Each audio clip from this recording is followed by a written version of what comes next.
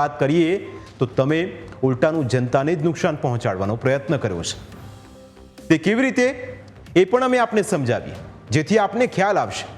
વર્ષ 2022ની ગુજરાત વિધાનસભાની ચૂંટણીમાં મોરબી બેઠકના કુલ મતદારોની સંખ્યા 2,86,686 હતી, પરંતુ 67.13% લોકોએ જ મતદાન કર્યું હતું। કદાચ તમે ભૂલી ગયા હશો, જેમાંથી તમને એટલે કે કાંતિભાઈ અમૃતિયા આપને 1,14,538 મત મળ્યા હતા। યાદ હશે આપને, વર્ષો ભલે 3 થઈ ગયા પણ યાદ હશે, જે કુલ મતદાનના 59.21% મત હતા।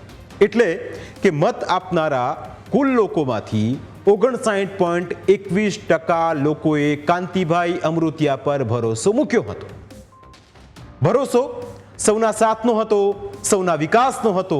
જો ચૂંટણીના ખર્ચની વાત કરીએ તો સત્તાવાર રીતે તેનો આંકડો જાહેર નથી કરાતો, પરંતુ 2022ની વિધાનસભા ચૂંટણી માટે ચૂંટણી પંચે અંદાજે 800 થી 1,000 કરોડનો ખર્ચ કર્યો હોવાનો અંદાજ છે।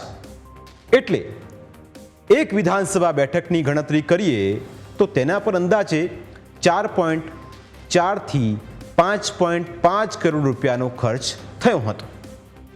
હવે ધારાસભ્યો પોતાની નિવેદનબાજી અને લોકોનું ધ્યાન ખેંચવા માટે ફરીથી ચૂંટણીની વાતો કરી રહ્યા છે।